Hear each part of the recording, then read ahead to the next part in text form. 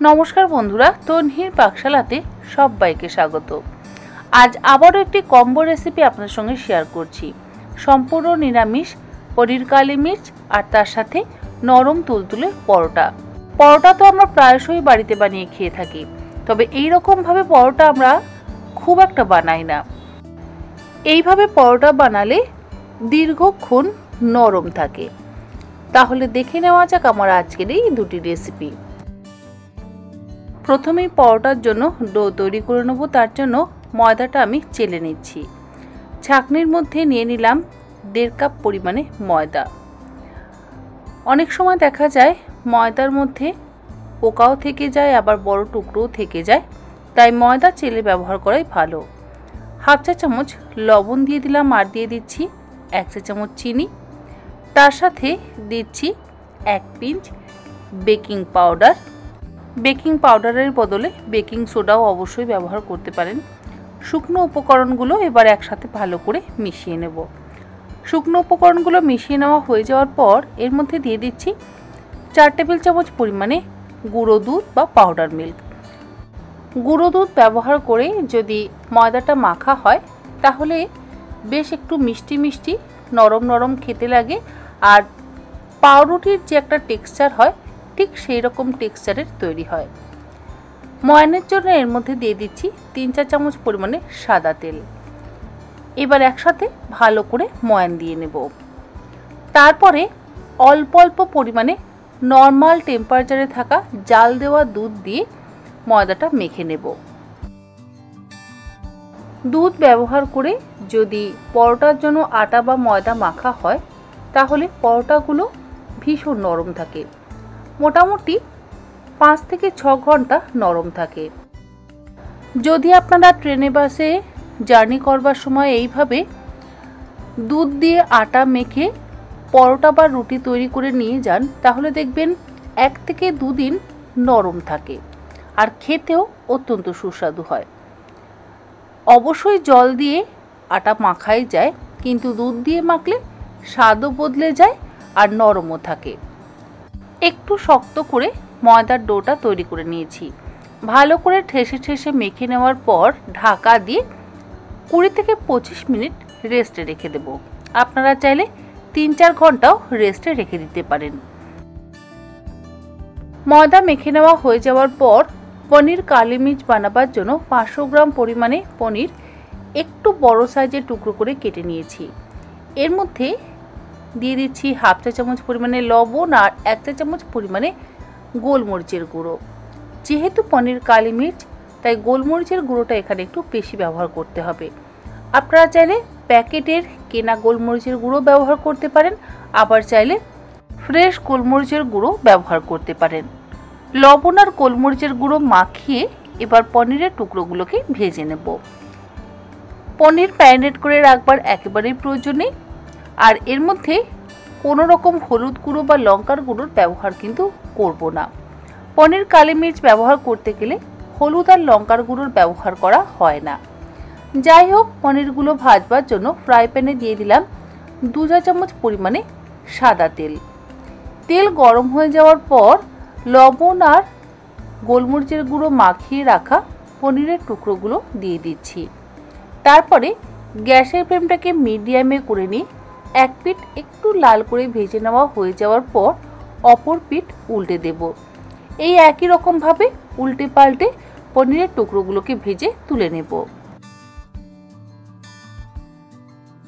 পনিরগুলো ভেজে তুলে নেওয়া হয়ে যাওয়ার পর গ্রেভির জন্য গ্রাইন্ডিং জারের মধ্যে দিয়ে দিচ্ছি 1 ইঞ্চি আদার টুকরো, 2টো কাঁচা লঙ্কা, 3 টেবিল চামচ পরিমাণে ভাঙা কাজুর টুকরো, তার সাথে 2 টেবিল চামচ পরিমাণে টক দই। যেহেতু টক দই দিচ্ছি তাই জল ব্যবহার করবার দরকার নেই। একদম মসৃণ পেস্ট তৈরি করে নিলাম।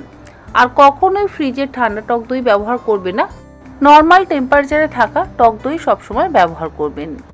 যে ফ্রাই প্যানে পনির ভেজেছি সেই ফ্রাই প্যানের মধ্যে আরও 2 চা চামচ পরিমাণে সাদা তেল গরম করে নিয়ে এর মধ্যে কাজু, টক দই, কাঁচা লঙ্কা আর আদা বাটাটা দিয়ে দিলাম।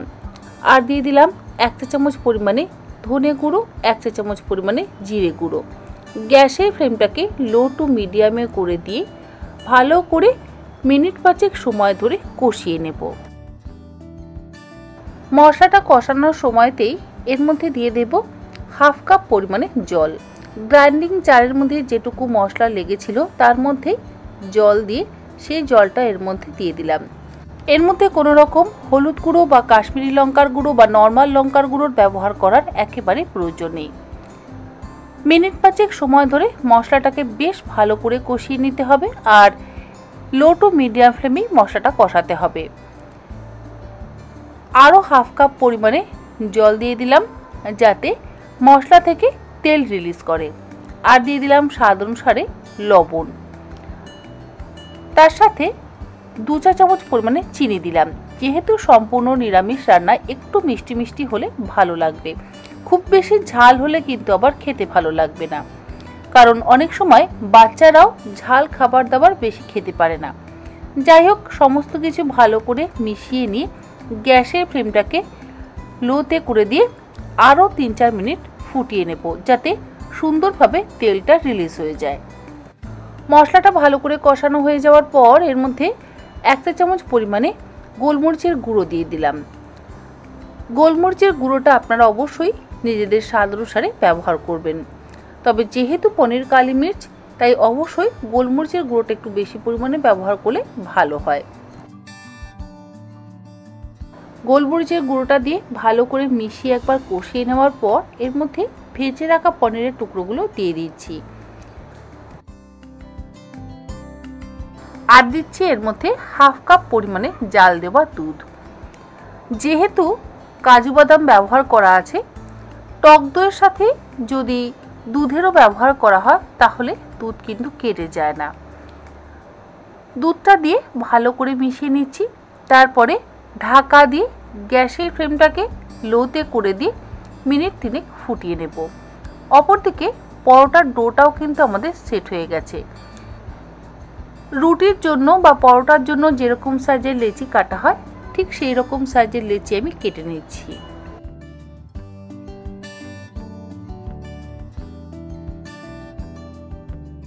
তিন মিনিট পর ঢাকাটাকে খুলে নিচ্ছি, তারপরে ভালো করে একবার মিশিয়ে নিচ্ছি। আমাদের পনির কালি মির্চ কিন্তু মোটামুটি তৈরি হয়ে গেছে। সবশেষে এর মধ্যে দিয়ে দিচ্ছি ড্রাই রোস্ট করে নেওয়া কসুরি মেথি। 1 টেবিল চামচ পরিমাণে কসুরি মেথি ড্রাই রোস্ট করে নিয়ে সেটাকে এইভাবে গুঁড়ো করে ওপর থেকে দিয়ে দিলাম, তারপরে ভালো করে মিশিয়ে দিচ্ছি। এর মধ্যে আর কোনো রকম ধনেপাতা বা গরম মশলার গুঁড়োর ব্যবহার করছি না, তবে আপনাদের ইচ্ছে হলে আপনারা অবশ্যই অল্প একটু গরম মশলার গুঁড়ো ব্যবহার করতে পারেন, কিন্তু যেহেতু পনির কালি মির্চ তাই গোলমরিচের গন্ধটা যাতে নষ্ট না হয়ে যায় তাই বেশি মশলার ব্যবহার করবার একেবারেই প্রয়োজন নেই। এবার আমি পরোটাটা বেলে নেব। যেরকমভাবে আমরা গোল শেপের পরোটা বেলি ঠিক সেইভাবে অল্প একটু আটা স্প্রিঙ্কেল করে নিয়ে পরোটাটা বেলে নিচ্ছি। আপনারা চাইলে 3 কোণা শেপ বা চৌকো শেপেও কিন্তু এই পরোটা অবশ্যই বেলে নিতে পারেন। পরোটা বেলে নেওয়া হয়ে যাওয়ার পর তাওয়া গরম করে উল্টে পাল্টে প্রথমে পরোটাগুলোকে সেঁকে নিচ্ছি। একটা পরোটা সেঁকা হয়ে যাওয়ার পর ওই একই রকমভাবে আরও একটা পরোটা প্রথমে আমি সেঁকে নেব, তারপরে অল্প অল্প করে তেল দিয়ে পরোটাগুলোকে উল্টে পাল্টে ভেজে নেব। পরোটা চাইলে আপনারা ঘি দিয়েও ভাজতে পারেন। যদি দূরে জার্নি করেন তাহলে অবশ্যই একটু ঘি দিয়ে পরোটাগুলোকে ভাজবেন, দেখবেন পরোটা দিয়ে সুন্দর একটা গন্ধও বেরোবে আর খেতেও সুস্বাদু হবে, নরমও হবে। একটা পরোটা অল্প একটু তেল দিয়ে ভেজে নেওয়া হয়ে যাওয়ার পর ওরই ওপরে আরও একটা সেঁকে নেওয়া পরোটা দিয়ে উল্টে পাল্টে দুটো পরোটা ভালো করে সেঁকে নিলাম। তৈরি হয়ে গেল নরম তুলতুলে পরোটা আর তার সাথে সম্পূর্ণ নিরামিষ পনির কালি মির্চ। আশা করি আমার আজকের এই দুটি রেসিপি আপনাদের ভালো লাগলো। ভালো লাগলে আপনারা এইরকমভাবে অবশ্যই একবার বাড়িতে বানিয়ে দেখবেন, আপনাদেরও ভালো লাগবে। তাহলে আজকের মতন এই পর্যন্ত, আবার হাজির হয়ে যাব অন্যদিন অন্য কোনো রেসিপি নিয়ে। ভালো থাকবেন, সুস্থ থাকবেন, ধন্যবাদ।